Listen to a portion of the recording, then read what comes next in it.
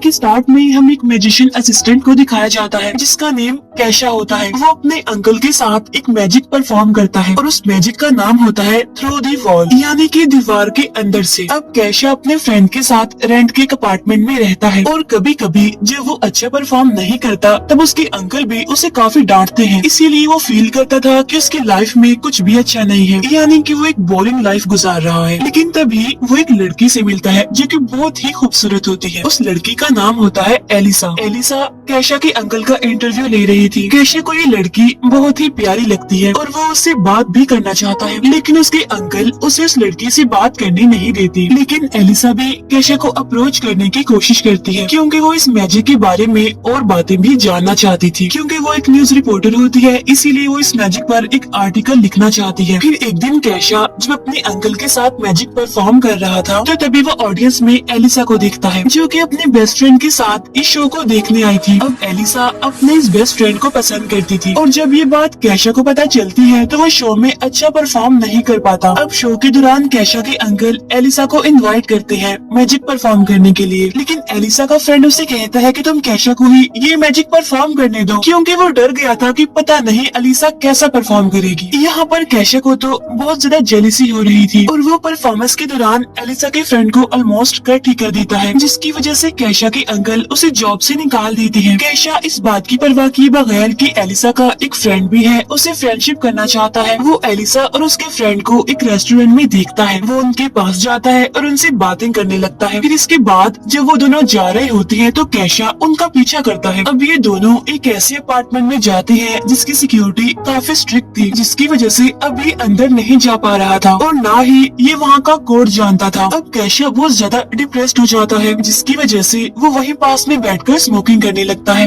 तभी वहाँ पर एक स्ट्रेंज मैन आता है जो लाइटर से उसकी सिगरेट को जला देता है और वो उससे कहता है कि अगर तुम मुझे $20 उधार दे दो तो मैं तुम्हारी एक विश पूरी कर सकता हूँ। अब कैशा इतना ज्यादा परेशान था और वो कहता था कि कोई चाहे मुझसे जितने मर्जी पैसे मांग ले, मैं तो उसे पैसे दे दूंगा अगर वो मेरी ये विश पूरी कर दे तो। इसीलिए वो उस आदमी को $20 दे देता है जितने के उसने मांगे थे, लेकिन पैसे लेने के बाद वो आदमी तो वहाँ से गायब हो जाता है, जिसकी वजह से कैशा परेशान हो जाता है और सोचता है कि शायद वो उसके पैसे लेकर भाग गया है। लेकिन तभी एक अजीब सा मैजिक होता है और वो इल्यूजरी मैजिक जो कि शो में वो परफॉर्म करता है, बिल्कुल उसी तरह कैशा दीवार की एक साइड से दूसरी साइड पर चला जाता है। नेक्स्ट डे कैशा अपने अंकल की फोन कॉल से जाग जाता है। कैशा जब जागता है तो वो थोड़ा बहुत नींद में होता है, उसे कुछ समझ नहीं आती कि कल रात क्या हुआ था। साथ साथ वो जमीन पर इतने सारे पैसे पड़े हुए भी नोटिस नहीं करता। लेकिन तभी उसका फ्रेंड जो कि न्यूज़पेपर पढ़ रहा होता है वो कैशा को बताता है कि एक बैंक में रॉबरी हुई है और रॉबरी भी इतनी मिस्टीरियस हुई कि चोर सारे पैसे तो ले गया लेकिन उसने किसी भी चीज को नहीं तोड़ा, ना ही किसी विंडो को और ना ही किसी दरवाजे को। और अब यहाँ पर कैशा को समझ आ जाती है कि असल में रात को हुआ क्या था, क्योंकि पहले पहले तो उसे लग रहा था कि शायद उसने कोई ड्रीम देखा है। फिर उसे पता चलता है कि रात को उसके पास मैजिक आ चुका है और वो किसी भी दीवार से सिर्फ टच करके दूसरी साइड पर जा सकता है। अब कैशा एक्सीडेंटली एक बच्चे के रूम में चला जाता है तब वो बच्चा समझता है कि शायद ये कोई एस्ट्रोनॉट है, यानी कि जिस तरह मैजिकली वो उसके रूम में आ गया है। अब कैशा उस बच्चे की कोई बात सुनना नहीं चाहता था, इसीलिए वो उस बच्चे से सिर्फ इतना पूछता है, क्या तुम जानते हो कि एलिसा का रूम कहाँ है? तब वो बच्चा इशारा करता है कि वहाँ ऊपर उसका रूम है। इसके बाद कैशा ऊपर चला जाता है जहाँ ऊपर के लेवल पर वो लोगों को देखता है जो कि म्यूजिक कंपोज कर रहे हैं। फिर वो उसे ऊपर की लेवल पर जाता है जहाँ पर 3 लोग होते हैं जो कि अपने मैजिक के जरिए किसी सोल से बात करने की कोशिश कर रहे होते हैं। तब वो लोगों से कैशा पूछता है कि ये कौन सा फ्लोर है? तब इस बात से एक आदमी तो बेहोश ही हो जाता है डर से और फिर वो उस रूम में पहुंच भी जाता है जहाँ पर एलिसा होती है। इसके बाद वो जाता है बैंक में, वहाँ से पैसे चुराता है और वो पैसे जाकर वो अपार्टमेंट के ऑनर को दे देता है।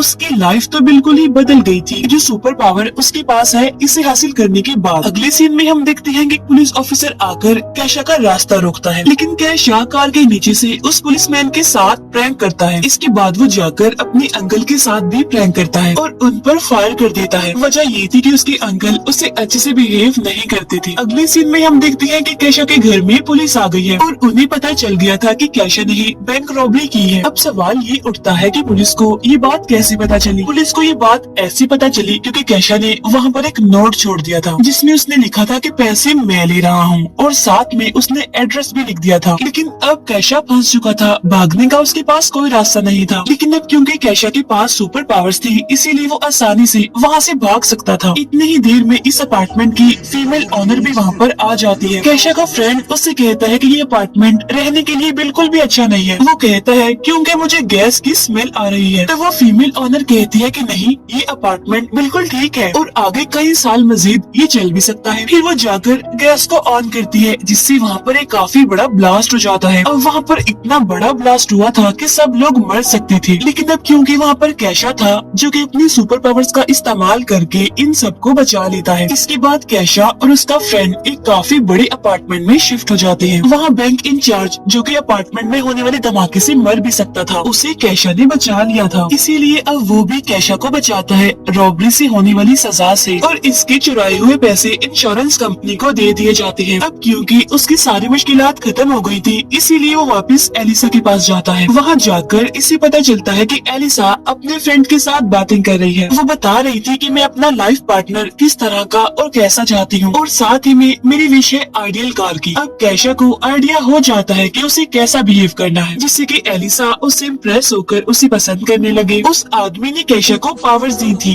ताकि वो इन पावर्स का इस्तेमाल करके अच्छे काम कर सके, लोगों की हेल्प कर सके। लेकिन वो तो इन पावर्स का इस्तेमाल सिर्फ और सिर्फ एलिसा को ही खुश करने के लिए कर रहा था। इसके बाद कैशा एक शॉप पर जाता है और वहाँ से वो उस कार को परचेज करता है जो कि एलिसा को पसंद है, और साथ ही में वो एलिसा के लिए फ्लावर्स भी खरीदता है। इसके बाद ये एलिसा के आने का वेट करने लगता है, और जब एलिसा वहाँ पर आती है तो ये उसके सामने कन्फेस करता है कि वो उसे कितना लाइक करता है। लेकिन अब क्योंकि एलिसा अपने काम के लिए लेट हो रही थी, इसीलिए वो इसकी बातों पर ज्यादा ध्यान नहीं देती और वो इसकी गाड़ी में बैठ जाती है अपने ऑफिस जाने के लिए। इसके बाद वो अपने ऑफिस पहुँच जाती है। लेकिन अब क्योंकि वो लेट थी, इसीलिए उसका बॉस उसकी रिपोर्ट को एक्सेप्ट नहीं करता और उसे काफी डांटता है। उसका बॉस तो चाहता था कि ये कोई ब्रेकिंग न्यूज लिखे, लेकिन ये तो बच्चों के ऊपर एक रिपोर्ट लिख कर आई थी, ऐसे बच्चों की रिपोर्ट जिनको कैंसर होता है। और कैशा ये सब कुछ देख रहा था। लेकिन तभी एलिसा का बॉस कैशा को देखता है कि ये तो लीडर्स की पिक्चर के दरमियान है, इसीलिए वो डर में, रिस्पेक्ट में घुटनों के बल बैठ जाता है। इसके बाद एलिसा को काम दिया जाता है कि उसने अब समिट में जाकर इंटरव्यूज लेने हैं। यहाँ पर एलिसा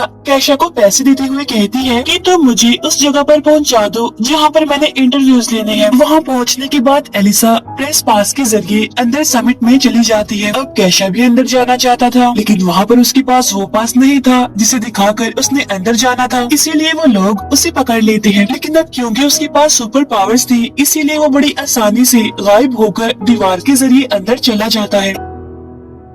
एलिसा का दिन वहाँ पर बहुत अच्छा गुजरता है और उसे चांस मिलता है एक बहुत बड़ा इंटरव्यू लेने का। अब इस बात की वजह से एलिसा बहुत खुश हो जाती है। अब उसकी खुशी का फायदा उठाते हुए यहाँ पर कैशा भी अपनी फीलिंग्स उसके सामने रख देता है, लेकिन इस बात पर एलिसा उसका दिल तोड़ देती है। वो कहती है कि मैं तो कभी भी तुमसे इम्प्रेस नहीं हुई। अब एलिसा के बॉस ने जब कैशा का मैजिक देखा था तो वो उसे बहुत इम्प्रेस हो गया था, और इसी इम्प्रेस होने की वजह से वो जाकर एलिसा को प्रमोट कर देता है। अब इसकी वजह से भी एलिसा बहुत खुश हो गई थी, लेकिन इतनी कोशिशों के बावजूद भी एलिसा अभी तक उसे लाइक नहीं करती थी। यहाँ पर कैशा को कुछ समझ नहीं आ रही थी कि उसे क्या करना चाहिए, लेकिन तभी हम देखते हैं कि वो एक बीमार बच्चे के साथ बातें कर रहा है जो कि उसे बता रहा होता है कि मेरी मॉम मुझे स्पेस में लेकर जाएंगी। यहाँ पर कैशा उस बच्चे की बातों को सीरियस नहीं लेता और वो वापिस से एलिसा के रूम में चला जाता है जहाँ पर एलिसा सो रही थी, और ये जाकर उसे जगाता है। जहाँ पर एलिसा को लगता है कि वो कोई ड्रीम देख रही है, लेकिन अब क्योंकि उसे तो लग रहा था कि वो ड्रीम में है, इसीलिए ये उसे उठाकर दीवार की दूसरी साइड पर ले जाता है। इसके बाद ही जाकर एक ट्रेन पर भी जंप करते हैं। वहाँ से वो फिर एक कैरेज में चले जाते हैं। यहाँ पर कैशा एलिसा को बहुत ज्यादा एंजॉय करवाता है, जहाँ पर एलिसा को तो ये पता ही नहीं होता कि ये किसी ड्रीम में नहीं हो रहा बल्कि ये रियल में हो रहा है। अब एलिसा जिस लड़के को लाइक करती थी ये उसके साथ फाइट करता है, लेकिन ये बेचारा तो मार ही खाता है। अब अगर देखा जाए तो इस तरह का प्यार अच्छा नहीं होता, यानी कि अगर आप किसी को पसंद करती हैं तो आप फोर्सफुली डेफिनेटली चाहते हैं कि वो आपके साथ रहे। और अब ये बात भी ना समझे कि वो इंसान अपनी लाइफ के लिए क्या चाहता है। इसके बाद हम देखते हैं कि कैशा एक बहुत ही बड़ी बिल्डिंग पर जाकर खड़ा हो जाता है ताकि वो एलिसा को इम्प्रेस कर सके उसका दिल जीतने के लिए। इस तरह से वो उसे बताना चाहता था कि अगर उसकी लाइफ में वो नहीं तो उसे ये लाइफ भी नहीं चाहिए, यानी कि ये फोर्सफुली उसका प्यार हासिल करने के लिए उसे मजबूर कर रहा था। लेकिन तभी हम देखते हैं कि कैशा इस बिल्डिंग से नीचे गिर जाता है, लेकिन अब क्योंकि